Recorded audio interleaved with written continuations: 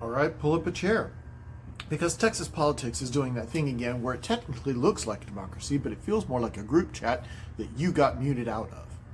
So here's the deal. We've got a Republican Senate runoff between John Cornyn and Ken Paxton because neither one could get it up to over 50% in the primary. And look, I'm a Marine. I believe in finishing the mission, but this is like running a mile, stopping at the finish line and someone saying, "Great effort. Now fight the other guy for the right to call it a mile." And the media is treating this like it's a political Super Bowl. High stakes, party unity, the future of Texas. No, this is not about Texas. This is about which radicalized faction of the Texas GOP wins control of the steering wheel while the rest of us are duct taped in the trunk. Because here's the part that they don't emphasize. This runoff, it's in a closed primary system, meaning that if you're an independent, a libertarian, or just a Texan who's looked at both parties and said, "I'd like to see other options, please," you don't get a vote. Not your vote doesn't matter. No. You are not allowed to participate. That's not democracy. That's a members-only club deciding what the rest of us get to choose from later. And runoffs sound like they make elections more legitimate, right? Except that they don't. Because the only people who show up are the most hardcore, most partisan, most ideologically locked in voters.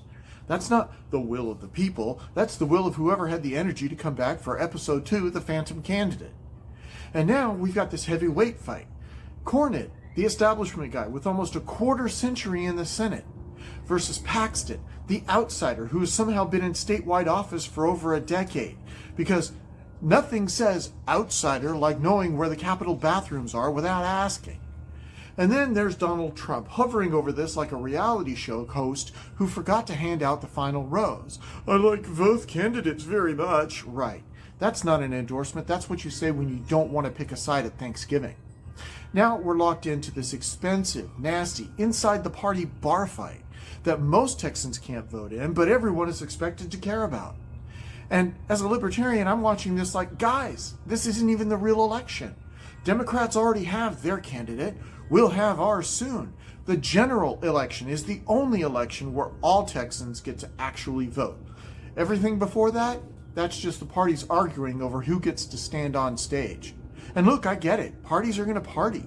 They're going to fight. They're going to spend money. They're going to pretend that it's all about the people.